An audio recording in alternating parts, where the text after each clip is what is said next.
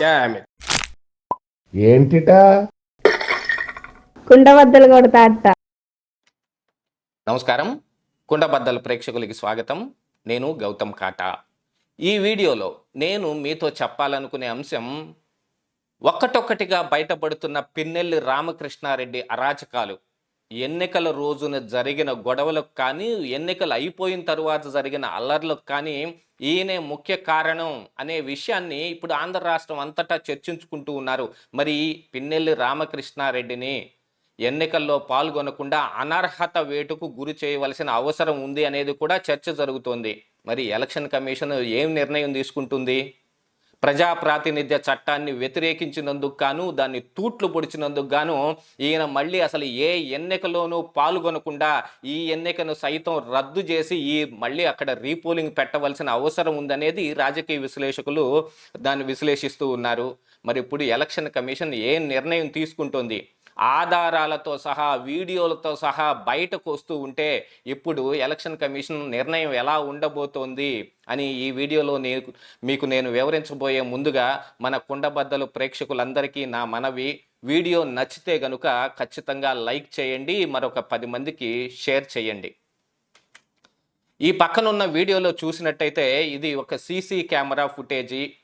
మాచర్ల నియోజకవర్గంలోని పాల్వాయి గేటు అనే ఒక ఊరిలో ఉన్న ఒక బూత్లోకి పిన్నెల్లి రామకృష్ణారెడ్డి ఎంటర్ అవ్వటం, ఆయన వస్తూనే ఈవీఎం మిషన్ని, వీవీప్యాట్ స్లిప్పులు ఉన్న మిషన్ని ఎత్తి కింద పడేసి పగలగొట్టేయటం జరిగింది. అంటే ఇది ప్రజా ప్రాతినిధ్య చట్టానికి ఖచ్చితంగా తూట్లు పొడిచినట్టే. మరి ఇప్పుడు ఆయన మీద ఈ ఎన్నిక చెల్లదు అనేది కానీ, రీపోలింగ్ కానీ ఆదేశించాల్సిన అవసరం ఉంది. ఇలాంటి వీడియోలు కూడా బయటకు వచ్చిన తర్వాత ఆయన మీద ఇంకా ఏ నిర్ణయం తీసుకోలేదు అని అంటే ఇంకా ఆశ్చర్యం కలుగుతానే ఉంది. మరి ఇలాంటి వీడియోలు బయటకు వచ్చినాక కూడా ఏ నిర్ణయం ప్రకటిస్తారనేది ఎలక్షన్ కమిషన్ వాళ్ళ నిర్ణయం వాళ్ళు తీసుకుంటారు. కానీ ఈ ఎన్నిక అంటే కానీ, ఈ ప్రజా ప్రాతినిధ్య చట్టం అంటే కానీ పిన్నెల్లి రామకృష్ణారెడ్డికి ఎటువంటి మర్యాద లేదు అనేది దీంతో తేట తెల్లమైపోతూ ఉంది. ఎన్నికల విషయంలో ఎన్ని అరాచకాలకైనా పాల్పడి గెలుపొక్కటే పరమావధిగా, ప్రజలు ఎవరు ఏమనుకున్నా మనకేం పర్వాలేదు, కావాలంటే వాళ్ళని కొడతాం, రంపాన పెడతాం, చంపేస్తాం, గెలుపు మాత్రం మనం సొంతం చేసుకుంటాం అనే విషయంలోనే వీళ్ళు ఇలా ప్రవర్తిస్తూ ఉంటారు. ఇంతే కాకుండా దీనికి ముందు కూడా ఈ మాచర్లలో జరిగిన అల్లర్లకు కానీ, అరాచకాలకు కానీ మొత్తం ఈ పిన్నెల్లి రామకృష్ణారెడ్డే కారణం.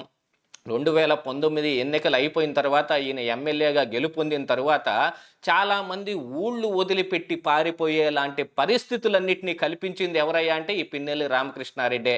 ప్రత్యర్థులను సైతం ఎక్కడికక్కడ కదలనీయకుండా చేసేసి మాచర్లలో జరిగిన పెద్ద గొడవను చూసాం. ఏది మన మున్సిపల్ ఎలక్షన్స్ ఇవి జరుగుతున్న తరుణంలో, ఎంపీటీసీ జడ్పీటీసీలు జరుగుతున్న తరుణంలో ఒక పెద్ద దొంగను తీసుకొచ్చి విపక్ష నాయకులు వస్తున్న కారులోకి ఇటు నుంచి అటు తోసేస్తే త్రుటిలో తప్పించుకున్నారు విపక్ష నాయకులు.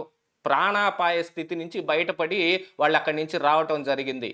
ఇన్ని అల్లర్లు జరిగిన తర్వాత కూడా ఏమీ జరగలేదు అన్నట్టుగా నిమ్మకి నీరెత్తినట్టు ఉన్న జగన్మోహన్ రెడ్డి గారు దాన్ని అలాగనే కొనసాగిస్తూ అక్కడ అల్లర్ని అలాగనే పెంచి పోషించడం కోసం ఈ పిన్నెల్లి రామకృష్ణారెడ్డికి గేట్లు ఎత్తేసాడు, మీ ఇష్టం వచ్చింది చేసుకోవచ్చు అనే వాళ్ళకి అవకాశం ఇచ్చినందు మూలానే కదా ఈరోజు ఇది జరిగింది. ఇంత జరిగిన తరువాత కూడా ఇప్పుడు ఎన్నికలు కోడ్ వచ్చిన తరువాత మొత్తం అధికారులు కానీ, మిగతా అంతా కానీ ఎలక్షన్ కమిషన్ కింద పనిచేయవలసిన అవసరం ఉంది. ఈ జగన్మోహన్ రెడ్డికి ఎటువంటి సహాయ సహకారాలు అందించకూడదు. ఎందుకంటే ఎలక్షన్ సజావుగా జరగాలి అని అంటే ఖచ్చితంగా ఈ అధికారులు మొత్తం న్యాయబద్ధంగా వ్యవహరించాల్సిన అవసరం ఉంది. కానీ ఎలక్షన్ రోజులు జరిగిన గొడవలకు కానీ, ఎలక్షన్లు అయిపోయిన తర్వాత కూడా జరిగిన అల్లర్లకు కానీ, కాసు మహేష్ రెడ్డి లేకపోతే అనిల్ కుమార్ యాదవ్ ఒక ఊళ్ళో ఏదో అక్కడ ఏం చేద్దామని వెళ్ళారో తెలియదు కానీ అక్కడి నుంచి వాళ్ళని వెళ్ళగొట్టేలాంటి పరిస్థితులన్నీ తీసుకొచ్చారు అని అంటే దానికి ముందు జరిగిన ఈ గొడవలే కారణం కాదా? పిన్నెల్లి రామకృష్ణారెడ్డిని కూడా హౌస్ అరెస్ట్ చేసిన తర్వాత కూడా ఆయన ఇంట్లో కనిపించకుండా పోయాడు. మరి అది పోలీసుల వైఫల్యం కాదా? ఎన్ని జరుగుతూ ఉన్నా కూడా ఇక మరి పిన్నెల్లిని ఎందుకు అనర్హుడిగా ప్రకటించలేదు? అక్కడ ఎన్నికను రద్దు చేసి మళ్ళీ రీపోలింగ్కి ఎందుకు ఆదేశించలేదు? మరి ఇంకా ఎందుకు మేనమేషాలు లెక్క పెడుతూ ఉన్నట్టుగా ఎలక్షన్ కమిషన్ కూడా నిమ్మకి నీరెత్తినట్టుగా ఉందా? దీనికంటే ముందుగా ఇక్కడ ఆంధ్రప్రదేశ్ రాష్ట్రంలో జరిగిన అల్లర్లన్నిటి మీద నివేదిక కోసం ఒక సిట్టు బృందాన్ని కూడా ఏర్పాటు చేశారు.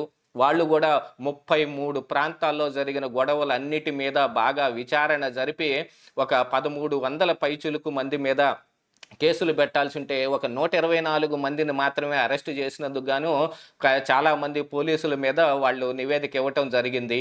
అంటే పోలీసులే పక్షపాత ధోరణితో వ్యవహరించారు. అధికారంలో ఉన్న ఈ నాయకులందరికీ వత్తాసు పలుకుతూ వాళ్ళ అడుగులకి మడుగులొత్తుతూ ఉన్నారనేది ఇందులో స్పష్టంగా తెలిసిపోతున్న అంశం. దాంతోపాటుగా మరి మాచర్లలో జరిగిన ఈ గొడవ మీద సిట్ ఎటువంటి నివేదిక ఇచ్చిందో బయటకేమీ రాకపోయినప్పటికీ ఆ బూత్లో పెట్టిన సీసీ కెమెరా ఫుటేజ్ మాత్రం ఇప్పుడు బయట హల్చల్ చేయటం మొదలుపెట్టింది. ఈ వీడియో దాని తాలూకు వీడియోనే. ఆయన స్వయంగా వచ్చి ఆ మిషన్ని ఎత్తేసి పగలగొడుతూ ఉంటే ఎవరు ఏం చేస్తున్నారో తెలీదు. అయిపోయిన తర్వాత కూడా ఈ సీసీ కెమెరా ఫుటేజ్ మొత్తాన్ని మరి పల్నాడు ఎస్పీ కానీ ఇంకా పోలీసు వ్యవస్థ కానీ లేదు రిటర్నింగ్ ఆఫీసర్లు సైతం ఆ రోజు ఆ మిషన్ను పగలగొట్టాడు అని అంటే ఆ బూత్లో ఎన్నిక ఆగిపోయినట్టే కదా లెక్క. మరి ఎవరికి ఓట్లు వేస్తారు? మిగిలిన మిషన్లో అంటే దాదాపుగా ఈయన అసెంబ్లీ తాలూకు మిషన్ని ఎత్తి పగలగొట్టి ఉంటాడు. పార్లమెంటుకు మాత్రం ఓట్లు వేపించి పంపించేశారా? దీని మీద రిటర్నింగ్ ఆఫీసర్లు ఎటువంటి కాల్ తీసుకున్నారు? అది కూడా బయటికి ఏమి రాకుండా మొత్తం తొక్కి పట్టేయటం జరిగింది. దీని అంతటికి కారణం ఏమిటి అనంటే ఈ ఎలక్షన్ల దీంట్లో ఉన్న ఈ ఆఫీసర్లు సైతం ఈ అధికారంలో ఉన్న వాళ్ళకి ఒత్తాసు పలుకుతూ ఉన్నారనేదే కదా అర్థం.